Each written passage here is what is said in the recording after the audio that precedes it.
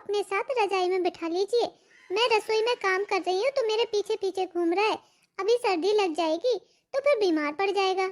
अरे बहू, ये मेरे पास टिकता कहाँ है? थोड़ी देर खेलेगा और फिर भाग जाएगा। अब मैं कहाँ ऐसे पीछे पीछे पकड़ती फिरूं। सच में माँ जी, जब से तनय ने चलना शुरू किया है तब से बहुत तंग कर दिया है। अरे पकड़ती रहती हूँ पूरे घर में। कभी पानी से खेलता है तो कभी पानी की बोतल उठाकर अपने ऊपर फैला लेता है। कहीं इधर से पकड़ो कहीं उधर से पकड़ो, काम करना मुश्किल कर देता है। अब माँ जी, खाना पीना तो बनाना ही पड़ेगा। आप घंटे भर के लिए इसको संभाल लीजिए, तब तक मैं फटाफट सबके लिए खाना बना लेती हूँ। अरे बहुरिया, तुम भी, इसको संभालना बहुत मुश्किल काम है। मुझसे नहीं संभलता है, पीछे पीछे घुमाता है। माँ जी, आप थोड़ी देर के लिए संभाल लीजिए, मैं फटाफट कर लूंगी सारा काम। ऐसे नहीं छोड़ सकती, इसको डर लगा रहता है। ठीक है, अब तुम इतनी जिद कर रही हो तो बिठा दो इधर कंबल में। जितनी देर बैठेगा बिठा लूंगी। ये लो माँ जी, इसे कंबल के अंदर ही ले लो और थोड़ा इसको ध्यान रखना। ये इधर हीटर भी चल रहा है, कहीं हीटर को टच ना कर ले, नहीं तो अपनी उंगलियां जला ले। बहू, तुम तो मुझे चैन से बैठे देखना ही नहीं चाहती हो। काम क्या करती हो कि अपने बच्चे को मुझे पकड़ा जाती हो संभालने के लिए।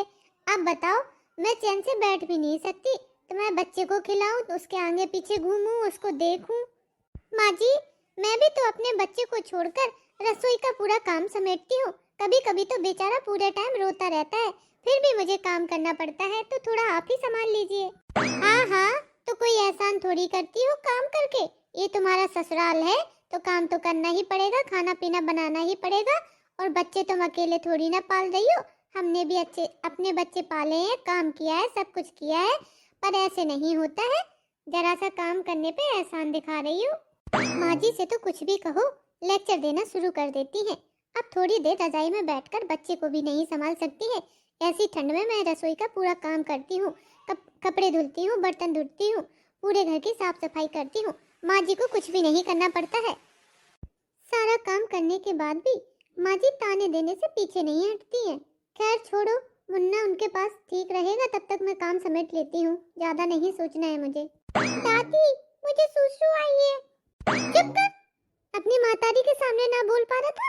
सुसु आई है, अभी तुम्हारी मम्मी गई ना, उन्हीं के सामने बोल देते तो वो करवा के जाती। अब उठना पड़ेगा कंबल से ऐसी ठंड में तुम्हें सुसु कराने के लिए। जाओ कराओ, वो रही बाथरूम, और आ जाना चुपचाप से इधर।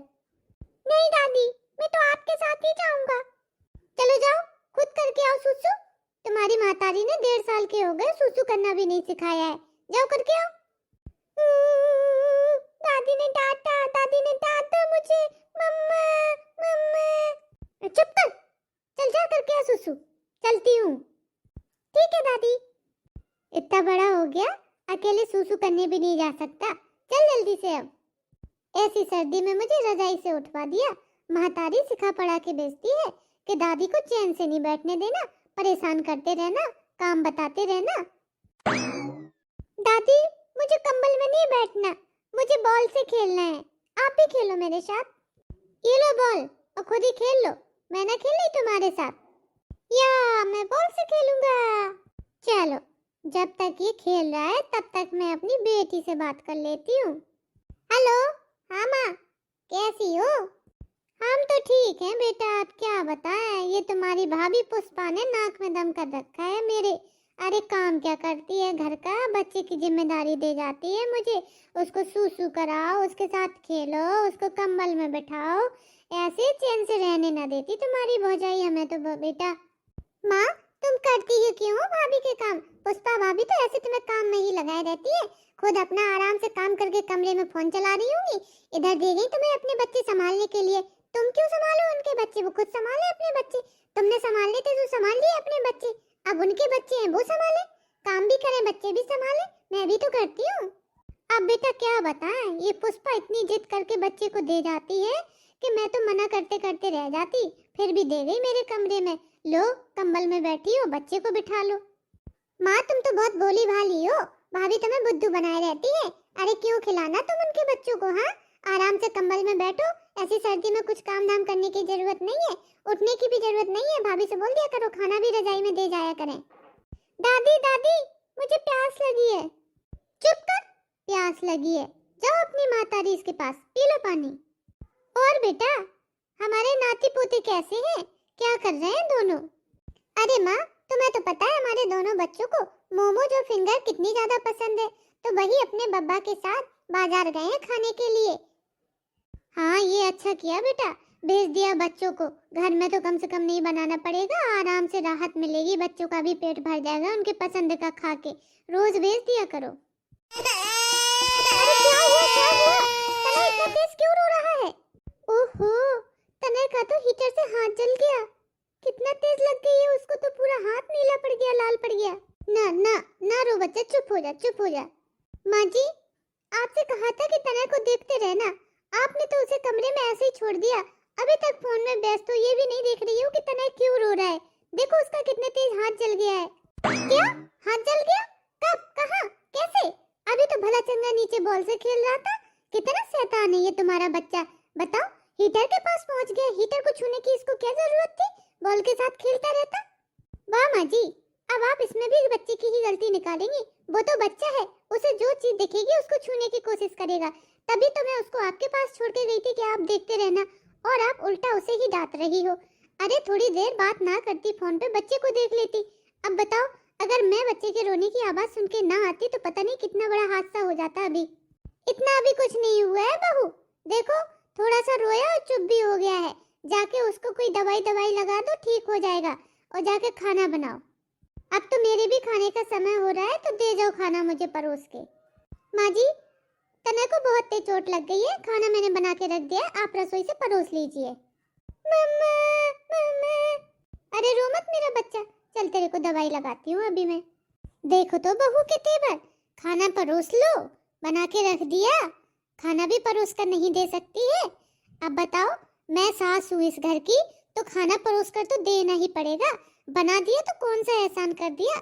अरे हाथ में परोस के दे के जाओ, मैं बिना परोसे नहीं खाऊंगी खाना। खूब बना दिया हो। अरे भगवान, तुम सुबह सुबह बैठी बैठी टीवी ही देखती रहोगी क्या? देखो सुबह के 7 बज गए, अभी तक बहू चाय लेकर नहीं आई है। मेरे चाय नाश्ते का समय हो गया। तुम्हें पता तो है मैं सुबह 7 बजे तक नाश्ता कर लेता हूँ। अरे तुम मुझे सुबह सुबह टीवी देखने में डिस्टर्ब तो ना करो, मैं भजन सुन रही हूँ।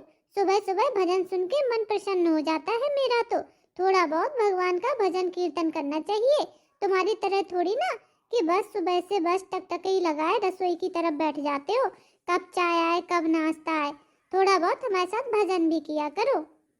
भगवान, भूखे पेट ना भजन होए गोपाला, पहले कुछ खाने को चाहिए तब भजन होगा। भूख लगी है। अरे पुष्पा, ओ पुष्पा, तुम्हारे पिताजी को, ससुर जी को भूख लग रही है, चाय नाश्ता दे जाओ। देखो 7 बज गए हैं, 7 बजे से पहले टेबल पर उनका चाय नाश्ता रख दिया करो, नहीं तो मुझे डिस्टर्ब करते हैं वो। मुझे भजन नहीं सुनने देते सुबह के। राम राम राम, सीता राम राम राम, राधे श्याम श्याम श्याम, सीता राम राम राम। भगवान, अब तो 15 मिनट हो गए, बहू अभी तक लेकर नहीं आई। तुम्हारा भजन हो गया तो तुम ही ले आओ चाय बनाकर, उसमें कितना समय लगता है? तुम मुझे चैन से भगवान का नाम नहीं लेने देना। चाय ले आओ, चाय ले आओ, मैं क्यों लाऊं तुम्हारी चाय? अभी बुलाती हूँ बहू को। पुष्पा, ए पुष्पा, कहाँ हो? कहाँ कान में तेल डालकर बैठी हो? जल्दी से अपने ससुर जी का चाय नाश्ता लेकर आओ। मुझे भजन तक नहीं करने दे रहे हैं सुबह से। ये लो माँ जी चाय। क्या बहू, इतना समय लगाया जाता है चाय नाश्ता लाने में? रोज तो सुबह 7 बजे बना के ले आती हो, आज इतना देर क्यों कर दिया तुमने? माँ जी, तनय की तबीयत रात में ठीक नहीं थी। बहुत तेज सर्दी जुकाम हुआ था, जिसकी वजह से पूरी रात वो सोया नहीं, और मैं भी नहीं सो पाई।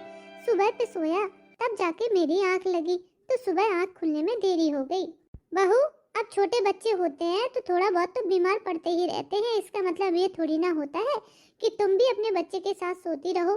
बच्चा सो गया था तो तुम तो समय पर से उठ जाती और अपने घर के काम धाम देखती।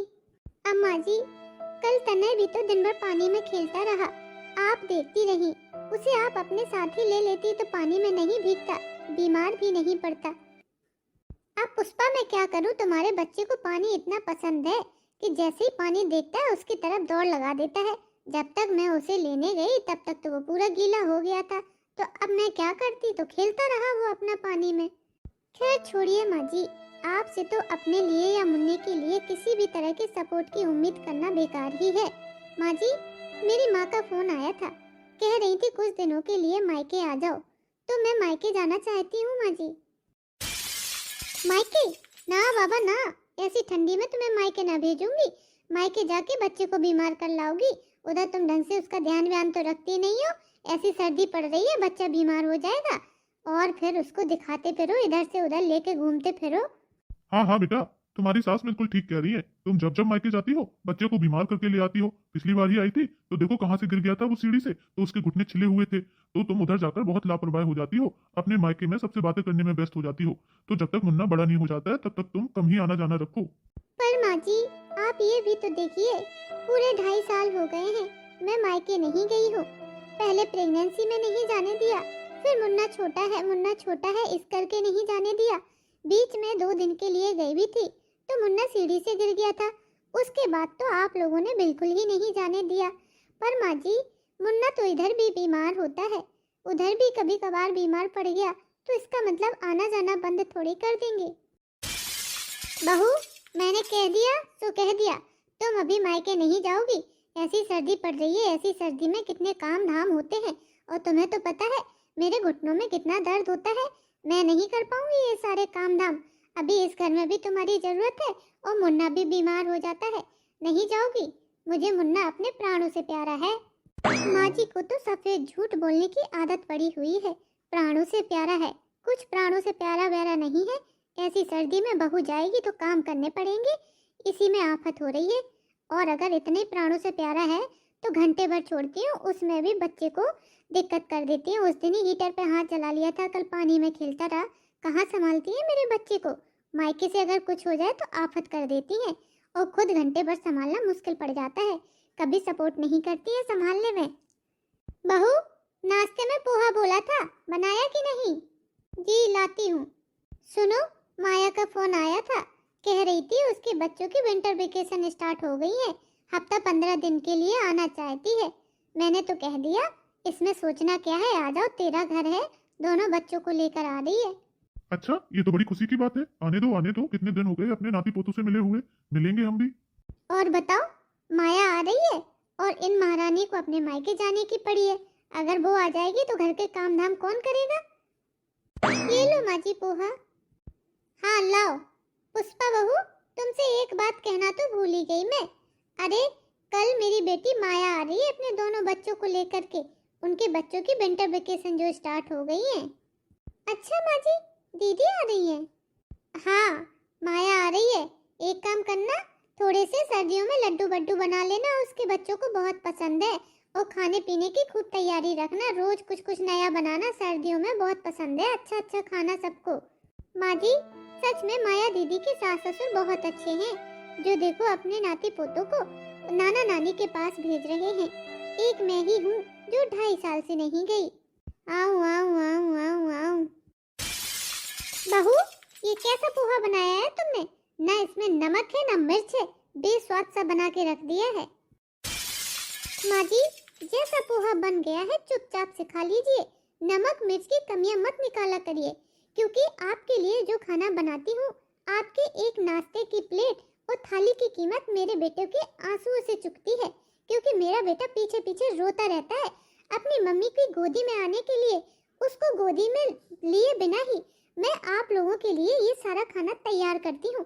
और आप लोग हैं कि नमक कम है, मिर्ची कम है, कि ताने देते रहते हैं, कमियां निकालते रहते हैं।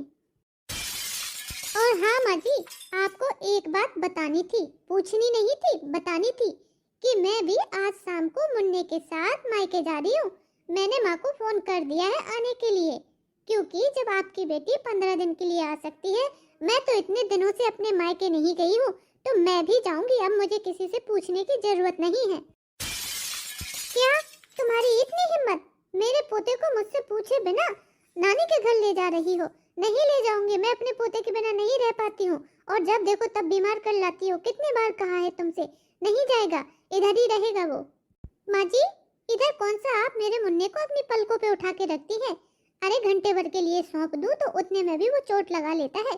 कभी मेरे मुन्ने को गोद में नहीं उठाती है, ये नहीं कभी उसे खाना भी खिला दे। अरे इतना भी मेरा सहयोग नहीं करती है कि मैं खाना बना लूं तो मेरे मुन्ने को संभाल लो। भूखा है तो उसे एक रोटी खिला दो। अपनी गोदी में ले लो, थोड़ी देर उसको अपने साथ घुमा लो। झूठ क्यों बोलती है मुन्ने का बहाना लेकर? मुझे नहीं जाने देना चाहती है, मुन्ना तो सिर्फ एक बहाना है। आप सच में उससे कोई प्यार व्यार नहीं करती, दिखावा करती हैं, दिखावा। बहू चली जाएगी तो फिर घर के काम कौन करेगा? इधर आप उसको कितना प्यार करती है, क्या इधर बीमार नहीं पड़ता है वो? खूब 4 दिन से बीमार पड़ा है। अरे अपने मायके में जाऊंगी तो माँ मुझे कम से कम इतना तो प्यार देंगी कि बच्चा बीमार होगा तो कुछ करने नहीं देंगी। लेकिन आपके घर में तो बच्चा बीमार भी है, उसे भी संभालो, रात भर जागो और सुबह उठ के खाने में लेट हो जाए तो आप लोगों के ताने सुनो। झूठा और दिखावे वाला प्यार माँ जी अब आपका नहीं चलेगा। अपने पास ही रखिए ये दिखावा और झूठ के नाटक। मैं तो जा रही हूँ अपने मायके आज शाम को। आ रही है अपनी आपकी बेटी, सो रहिए अपनी बेटी के साथ और संभालिए अपने बेटी के नाती पोतों को।